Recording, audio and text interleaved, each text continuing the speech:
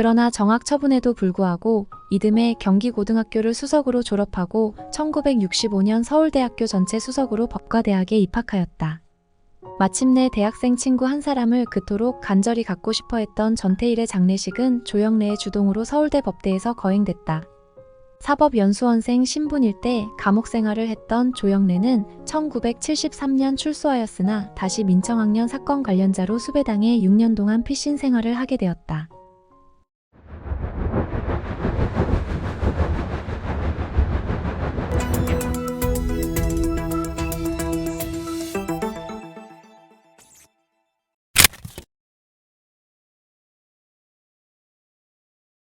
조영래는 1947년 3월 26일 대구광역시 중구 대봉동 309번지에서 아버지 조민재와 어머니 이남필 사이에서 3남 4녀 중 장남이자 넷째로 태어났다. 아버지 조민재는 경상북도 청송군 출신으로 독학으로 비누 제조법을 익힌 뒤 1942년 대구부로 이주해 비누와 가루치약 등을 제조하는 대동화학공업이라는 회사를 설립했다. 사업 초기에는 군대에 납품하는 등 성공가도를 달리는 듯 했으나 1950년 6.25 전쟁이 발발하면서 사업이 부진해졌고 가세가 기울기 시작했다. 조영래는 1953년 대구국민학교에 입학했다. 국민학교 4학년 때 조영래와 같은 반장이던 김철 전 숙명여대 교수에 따르면 조영래의 집은 단층 기와집의 마당에는 대나무와 정원이 있는 중상류층 정도의 가정 형편은 됐다고 한다. 어릴 적 유치원에 다니기도 했던 조영래는 부친의 사업 실패로 잠시 가족과 떨어졌다. 그는 부친 그리고 큰 누나와 함께 서울로, 어머니와 동생들은 대구 봉덕동으로 이사를 갔다. 하지만 가족들은 곧 서울에서 다시 만난다.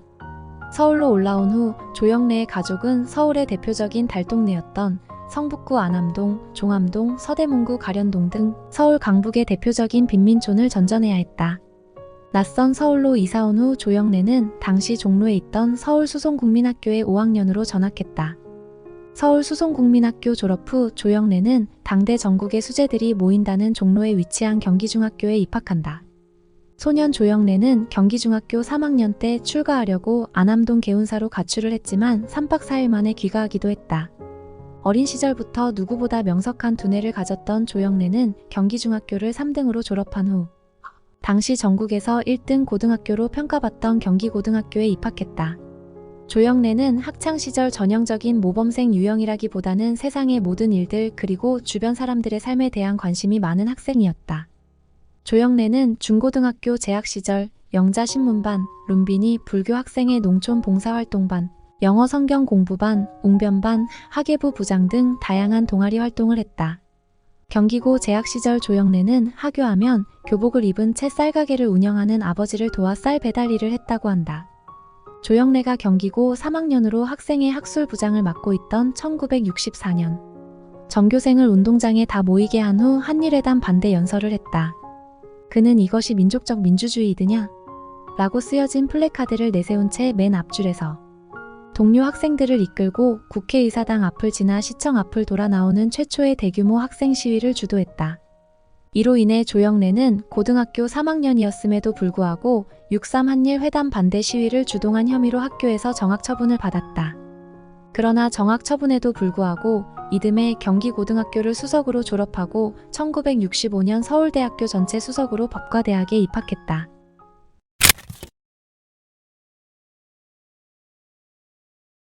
조영래는 서울대 법대 재학 중에 경제학과의 김근태, 정치학과의 손학규와 함께 서울대학교 운동권 삼총사로 불렸다. 조영래는 서울대 법대 재학 중에 한일기본조약 반대, 삼성그룹 사카린 밀수 규탄, 6.8 부정선거 규탄, 삼선 개헌 반대, 대학생의 교련 수업 반대 등을 위한 학생운동을 주도했다. 서울대 법대 시절 조영래가 1년 선배인 정영근이 학원 출입 형사에게 정보를 누설했다고 그에게 주먹을 한 방 먹여 그가 도망가게 만들었다는 유명한 일화를 남기기도 했다. 이런 가운데에도 조영래는 학과 공부보다는 인문사회 등 다양한 분야의 동서양 고전을 탐독하는 데 많은 시간을 보냈다.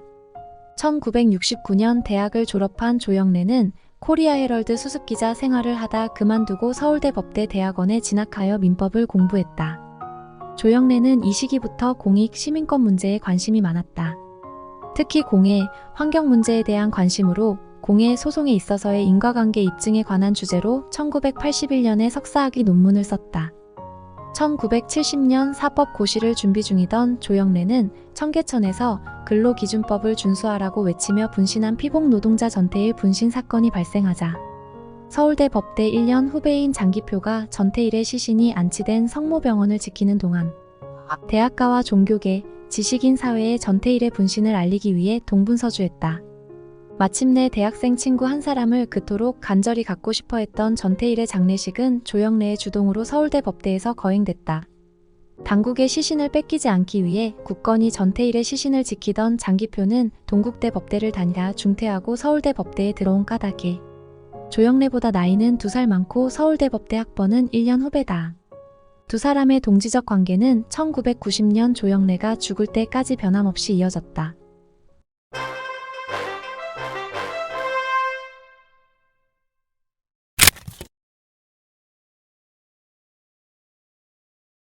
조영래는 1971년 제13회 사법시험에 합격해 사법연수원에 들어갔다. 그러나 조영래는 1971년 11월 13일에 사법연수원에 재학하던 중 유신헌법 제정 직전 학생운동 탄압을 목적으로 정보기관이 조작한 서울대생 내란 음모 사건으로 구속되어 법원에서 1년 6개월의 실형을 선고받았다. 이때 함께 구속된 사람들은 서울대 법대 자유의 종 발행인 이신범, 민주수호 전국청년학생연맹 위원장 심재권, 서울대 법대 장기표, 사법연수원생 조영래였고 수배자는 서울대 상대 김근태였다. 당시 중앙정보부에 끌려갔던 조영래는 겁을 먹거나 풀이 죽어있던 대신 24살이라는 젊은 나이임에도 불구하고 나이보다 훨씬 원숙한 모습을 보였다고 한다. 또 다른 사람한테 죄를 뒤집어 씌우지 않고 자기가 했다고 하면서 수사관이 진술조서를 잘못 쓰면 가르쳐가면서 여유 있게 조사를 받았다는 것이다. 이로 인해 당시 조영래를 담당한 정보부 수사관도 조영래에게 호감을 갖게 되었다고 한다. 당시 동료 사법연수원생 80여 명은 1971년 11월 17일 오전 11시부터 모임을 갖고 내란 예비 음모죄로 구속된 연수원 동기생인 조영래가 오랫동안 영장 없는 불법 구속 상태에 있었다는 사실을 지적하며 그 대책을 대법원장 및 사법연수원장에게 건의했다. 도대체 나이 어린 대학생 4명이 무슨 수로 정부를 뒤집을 수 있었겠느냐. 조영래가 후일 1989년 한 언론과의 인터뷰에서 위와 같이 밝힌 것처럼 이는 당시 박정희 독재 정권이 만든 허구적 조작 사건이었다. 사법연수원생 신분일 때 감옥 생활을 했던 조영래는 1973년 출소하였으나 다시 민청학년 사건 관련자로 수배당해 6년 동안 피신 생활을 하게 되었다. 조영래는 이 피신 기간 중에도 다양한 민주화 운동에 관여하고 또 공해관리기사 자격증을 취득하기도 했다. 조영래가 세상을 떠난 뒤 김지아 스스로 1976년에 그 유명했던 김지아 양심선언이 사실은 조영래의 작품이었음을 고백했다.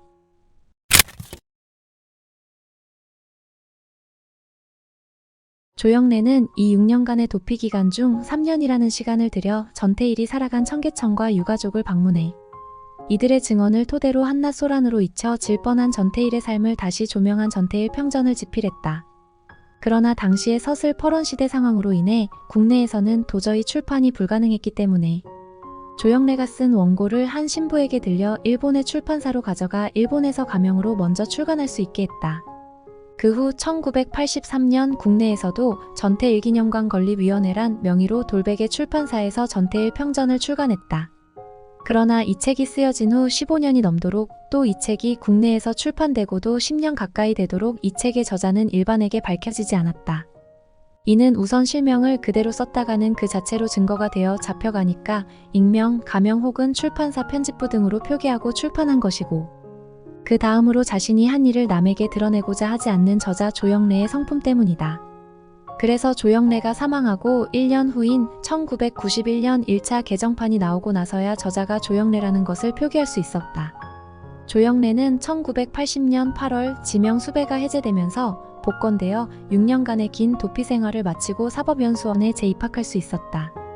이 당시 경기고 선배이자 중정의 기획조정실장이라는 요직을 맡으며 민정당 창당 작업을 하고 있던 이종찬이 본인을 찾아온 조영래를 만나 조영래가 사법연수원에 재입학하는데 큰 도움을 주기도 했다. 조영래는 1982년 12기로 사법연수원을 수료한 뒤 9월 김앤장 소속으로 변호사 활동을 시작한다. 조영래 이야기는 다음 영상 조영래 2에서 이어집니다.